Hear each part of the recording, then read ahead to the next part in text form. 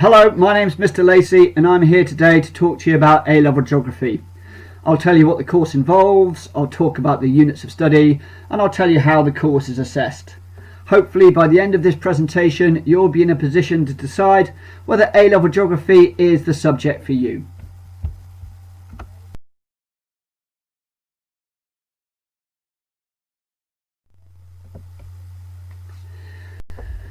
So the A-level geography course is split up into three different units: physical geography, human geography, and a coursework project.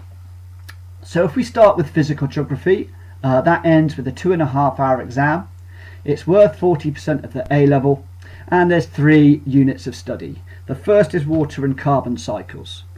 So this deals with water and carbon and how water and carbon move around the planet from the earth to the atmosphere to the oceans. It's very closely linked to climate and climate change and the way that humans are increasingly having an impact on planet Earth. The second one, coastal systems and landscapes. This builds really nicely on your GCSE unit. You'll learn all about the coastal landscape. You'll do case studies including the Holderness coast, the Odisha coast in India. The picture there shows the 12 apostles in Australia. Finally, the hazards unit focuses on earthquakes, volcanoes, tropical storms and wildfires. You'll study the causes of those hazards, the effects of those hazards, and how those hazards are managed by human beings. Secondly, human geography is the same format. It's a 2.5-hour exam. It's worth 40% of your A-level, and once again there are 3 units.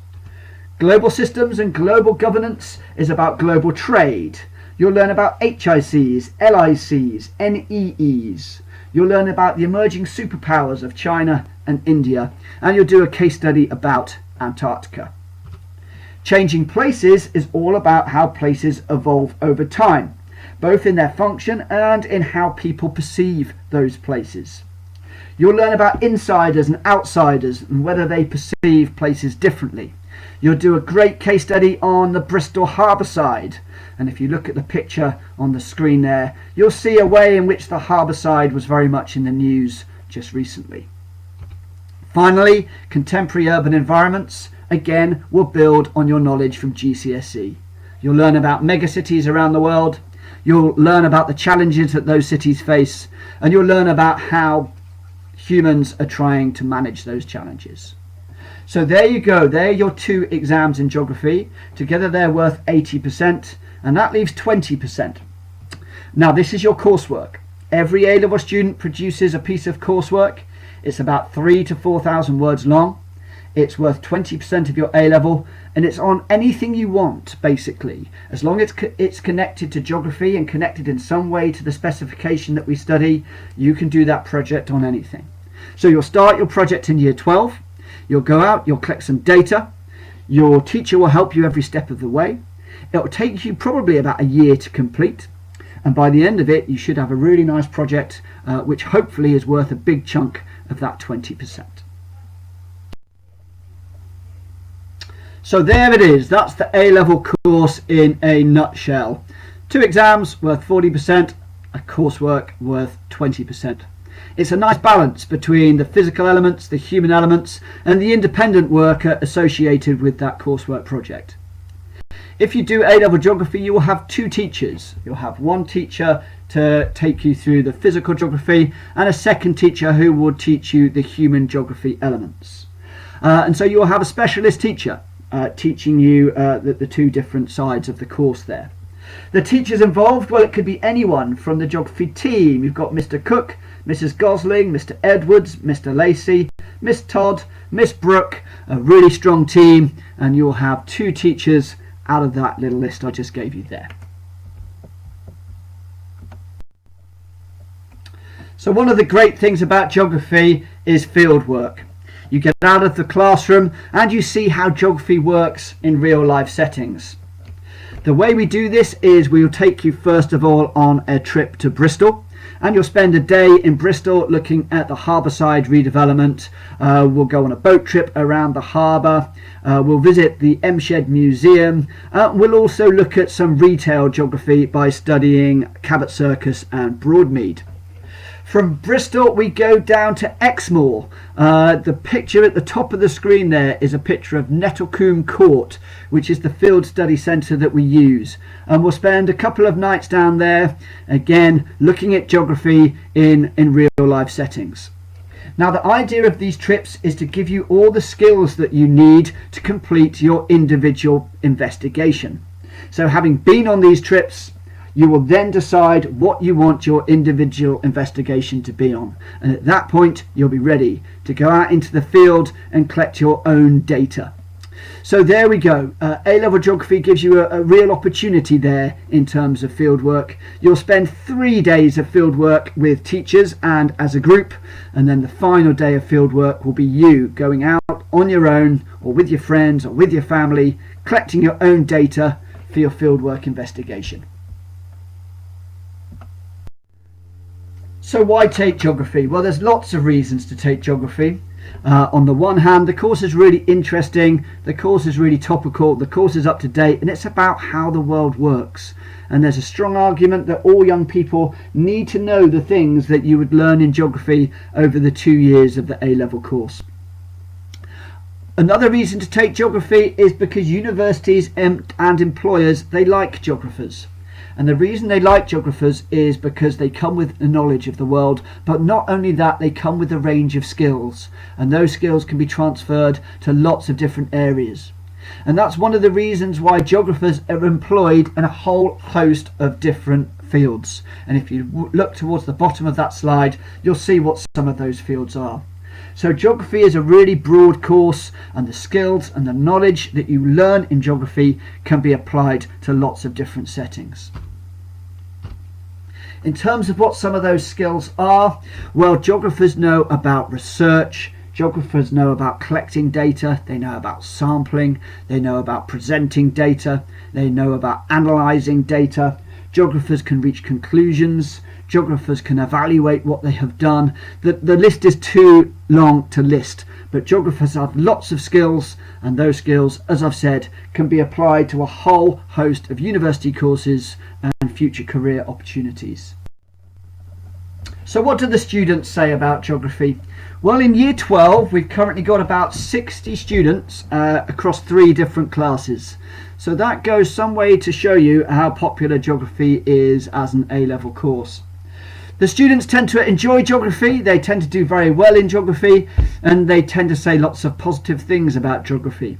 They enjoy their lessons, they enjoy the fieldwork opportunities, they enjoy the opportunity to create their own project on anything that they want to do. There's some quotes for you to have a read through on this slide. If you know anyone in year 12 doing A-level geography, I would urge you to talk to them and get it straight from the horse's mouth as to what they think of A-level as a subject. So let's have a look at your holiday work. So because you've got quite a lot of time on your hands this year, we have given you an extended amount of holiday work. This first one here relates to the Holderness coast. Now, if you were a student at St John's for GCSE, you should know quite a lot about the Holderness coast already. So this piece of work is building on that knowledge. The Holderness is a key A-level case study as well as GCSE, and you'll need to know about the Holderness coast at a much greater level of detail. So your holiday work is to spend about 5 hours researching the coast a bit more. You know a lot about Mapleton already, but we need to know about the coastline as a whole at A-level, and there's some great resources there for you to check out.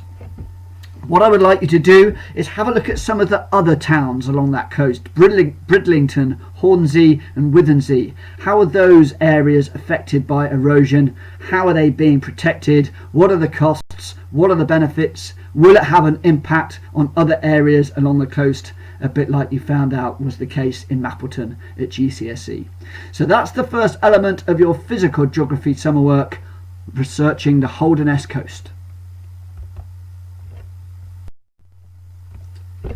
So the second element of the physical geography holiday work is to research the Odisha coast in India. So this is a contrasting case study, and this is our second big coast case study that we use at A level. So again, I want you to spend about 5 hours researching this coastline. Now be aware, if you're researching this on Google, it used to be called the Orissa coast. So if you find anything about the Orissa coast, then that can be applied to this case study as well. So there's lots of things that I want you to find out there. Why is it called the Gift of Six Rivers? What does the hexadeltaic region mean? Loads of things I want you to find out about this case study. Some really good resources down the bottom there to get you started. I would very much like you to research these two cyclones. There was one in 1999 that killed 15,000 people.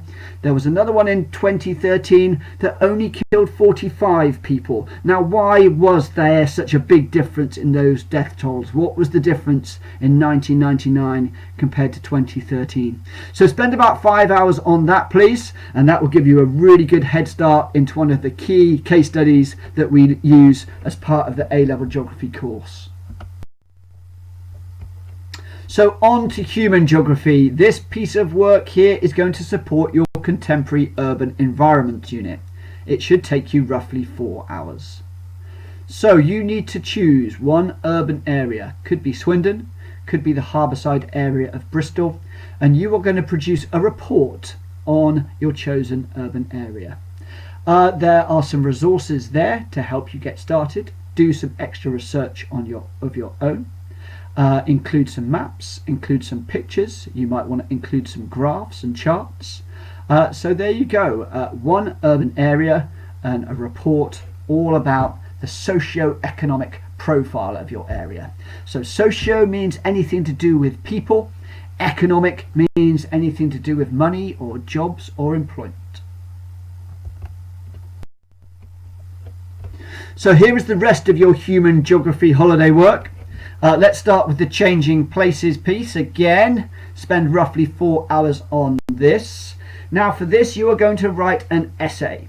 And that essay is going to be about a place that is special to you. So it could be a place where you live, it could be somewhere you go to on holiday, somewhere you know well ideally, and it's going to be, you can be quite creative with this one. As it says, it's an open essay. We won't be using a mark scheme as such, so there's a chance for you to get creative and really go to town, telling your teacher all about a place that is close to your heart. The next piece, the global governance essay, is a bit more structured. This is a bit more closely linked to the mark scheme that we'd use at A level. So what you have to do for your global governance piece is you have to write an essay on TNCs, transnational corporations. Hopefully you know a bit about those from GCSE. At GCSE at St John's we studied Shell Oil, so we don't want you to do that. We want you to choose a different TNC to use as a case study. Now when you do this essay, I want you to use the Whopper structure. The Whopper structure is shown there on the right hand side, and it's how we structure our essays at A level. Now when you did GCSE geography you used a Whopper if you went to St John's, and that was to help you write your 9 markers. Now at A level an essay is worth 20 marks, so we need to go a bit bigger and a bit further. So what you will see is with the A-level Whopper there is an extra layer in your Whopper. So let's just run through those layers in turn. At the start of your essay you'll have an introduction. You'll tell the examiner what you are going to do. You're going to name your case study, so you're going to say which TNC you're going to use. You're going to say what you're going to do. It says throw in a rhetorical question. A rhetorical question, hopefully you know from English, is a question that doesn't require an answer. So an example of a rhetorical question in this scenario would be, do TNCs only bring benefits? So that could be something you throw into your introduction. The next part of the Whopper is a bit of a background information. Now this is the new bit. This isn't the bit that we had in our GCSE Whopper. So in your background information you might define some tricky terms. You might tell the examiner, for instance, what a TNC is. So it's a bit of background which provides the basis for the rest of your essay. Next we've got the first filling. It says this could be one side of an argument, such as the advantages of a scheme. So this section could be about all the positives that your chosen TNC has brought to an area. The second filling is your counter argument. So in this scenario it could be the disadvantages that the TNCs have brought to an area. And finally you'll finish with the conclusion. Just like GCSE geography, start with the words in conclusion to show the examiner that you're on the conclusion section, and in this section you can weigh up both sides of the argument, and it's always nice to finish in a geography essay with your own opinion.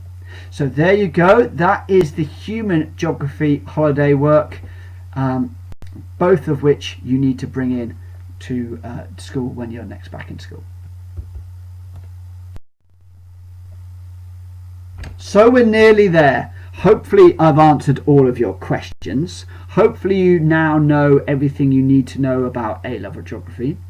You should know how the course works, how it's structured, and what we study. Got some inspirational quotes here just to leave you with about geography. My favourite one is the one at the top there. That's by Barack Obama. Just have a read of some of those. And a few more for you there. Geography is an earthly subject but a heavenly science. I like that one. And down in the bottom left hand corner, geography is the subject which holds the key to our future. That was Michael Palin. So geography is a great subject. It's a really interesting subject. If you choose it, I think you'll get a lot out of it. I think you'll enjoy it. You'll gain a whole host of knowledge. You'll develop a whole range of skills. And as I've said in a previous slide, that knowledge and skills can be applied to so many different university courses, future careers. It really is a very broad and diverse subject, geography. Of course, if you have any further questions, then your teachers are here for you. So you can ask your GCSE geography teacher if you have any extra questions, or feel free to contact me. I'm Mr. Lacey, as I have said. My email address is there. If you have any further questions, please get in touch, and it'll be great to hear from you. I hope you enjoy your summer. I hope you get on well with the holiday work, and as I've said, any further questions, please feel free to get in contact. Goodbye.